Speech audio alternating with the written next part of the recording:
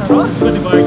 Ako po si Magnanimous Runner 511 at ito ang Manila Bay Rehabilitation Update.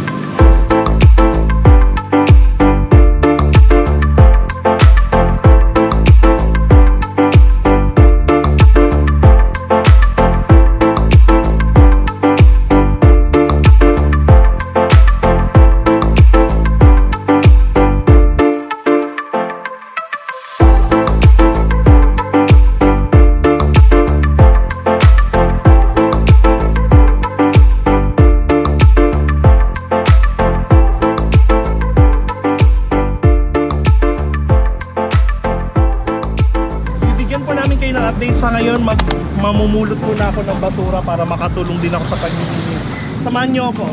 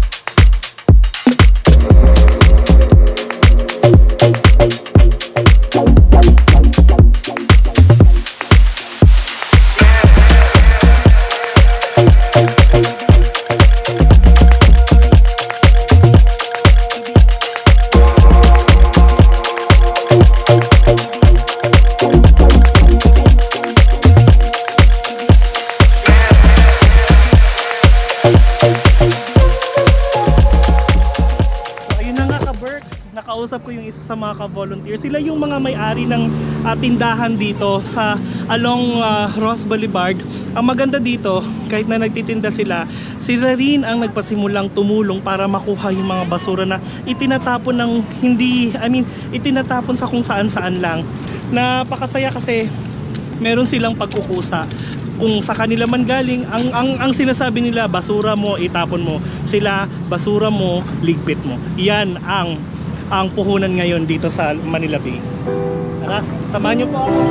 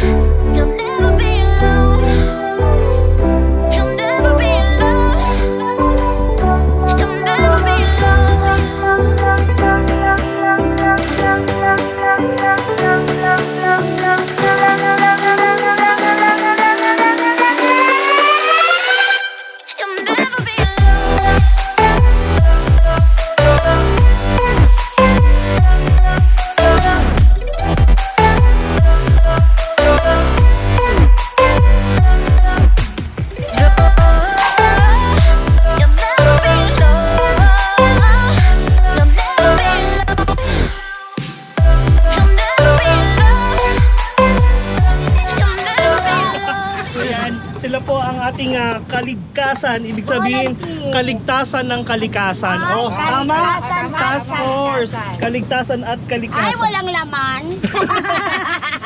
Sila yung mga- Biktima ng Escobador.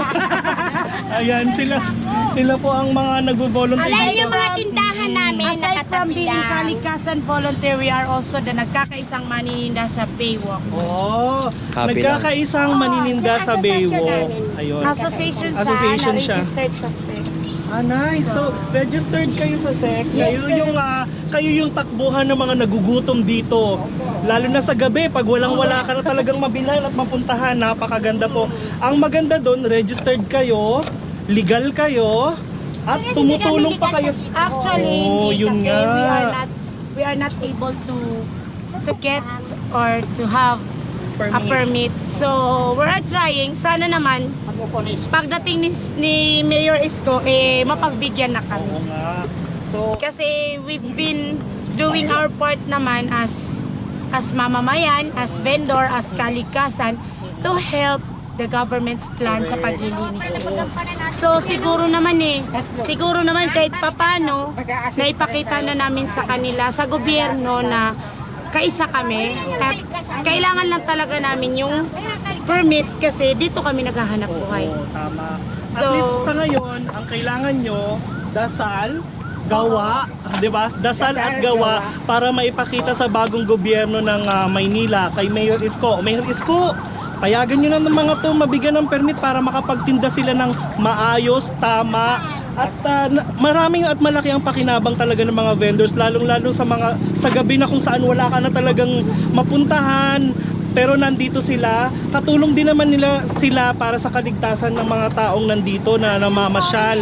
Opo, kasi mababait naman po talaga sila, tsaka sobra po silang accommodating. Katulad po nito, alam po namin na bawal dito, paumanhin po sa mga manunood, alam po namin bawal, pero dahil sa sabi nila na pwede kaming tumulong at yun naman talaga ang plano namin ngayong araw na to. No, it's not really bawal kung bawal siya kung wala kang gagawin. Opo. But yung barricade kasi, nakalagay dyan is no one is allowed to go beyond the barricade except mag-volunteer ka. So if you really wants to volunteer, pwede kang magpasok. Pero kung magpupunta ka lang dito to take a video or para lang wag na kasi talagang nasa naman yan siya, nabawal talaga. Pero kung mag-volunteer, kasi paano ka makapaglinis kung hindi ka papasok? Correct po. So, So yun po, narinig na po natin. Yes, narinig po natin kay ate. Ate, anong pangalan ninyo? Maria Teresa Vargas po. Si Ate Teresa, siya po ang kayo po ang spokesperson ng Task Force Kaligtasan. Kaligtasan, sila po ang tumutulong para mapanatili ang kaligtasan at kalinisan dito sa Baywalk po. Ayan, sige po. Doon kami pupunta kasi medyo madami din po dong mga kahoy-kahoy. Kahoy-kahoy ang magandang unahin, no? Kasi medyo malalaki at yung ano niya. Sige. Pero mas nakakadala kasi siya sa mas problema yung siya styro. kasi itong styro tsaka yung mga plastic, tingnan mo, mas messy siya tingnan kapag nakalutang dyan. Unlike kasi sa mga kahoy-kahoy, hindi siya masyadong halata kasi yung iba, nakasink siya konti or konti lang yung nakalitaw. Pero kapag ang plastic, styro, plastic na kagaya nun ang nandyan sa ibabaw, so talagang messy siya tingnan. Kaya ako, sila kahoy, ako styro.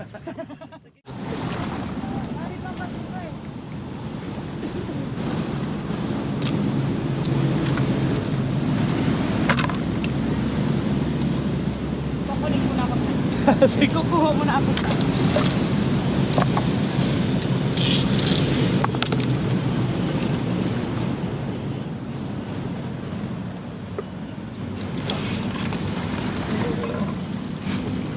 Ingat dyan. Huwag ka dyan banda. Hira? Papawis at its best. Kaya pala siya nilalagay dito para matuyo, para mabilis nilang mahakot. Napakadami pa rin pala, no? Oo, yun yung mahirap. Pero ang pag nahukay ito, no? Parang Pag na-low tide, maganda. oo. Nakaka-excite kung ano yung mangyayari dito. Salamat po. Laki oh. Paano ba natin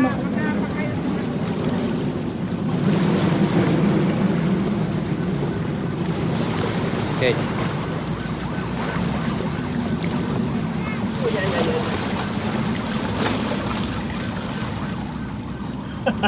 Kailangan makuha ko to. Yun. Yeah.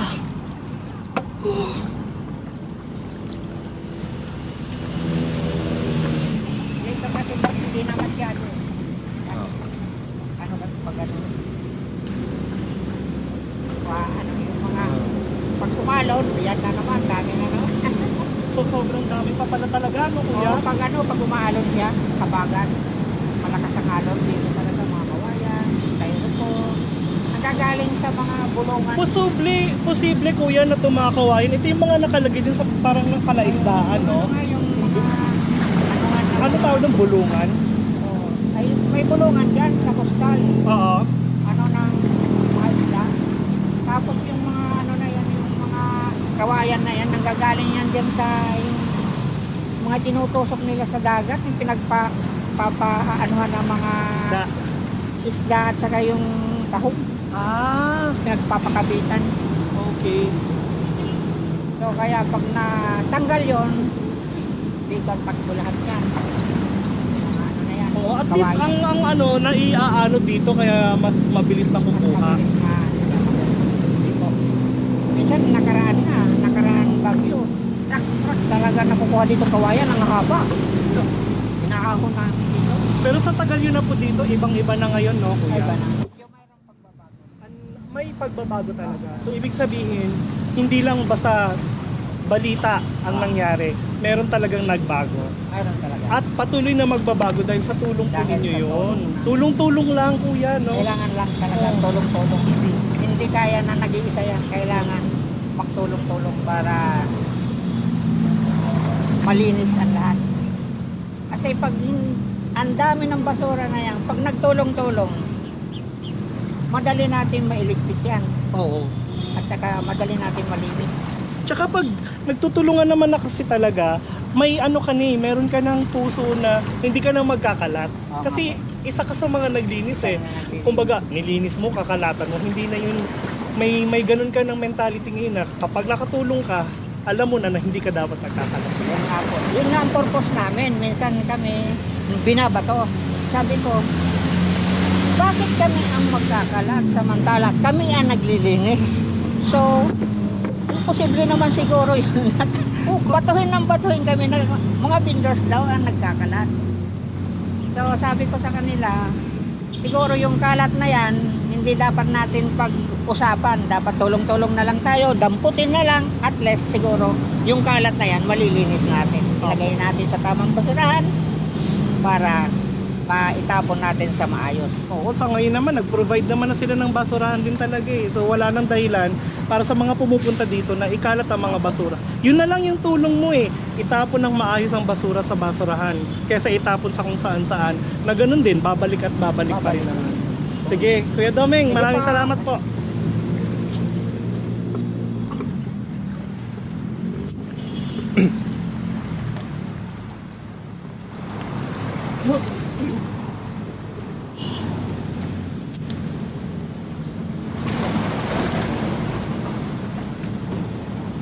So, ito na nga, tapos na po ang ating pag-update. Ako po si Magnanimous Runner, si Yan, at si Francis ang ating videographer. Pogi. Hindi ko alam kung isasama ko. So yun, thank you Francis, thank you. At sinamahan mo kami. Mga pamangkin ko po sila, sinamahan nila ako para mag-volunteer talaga.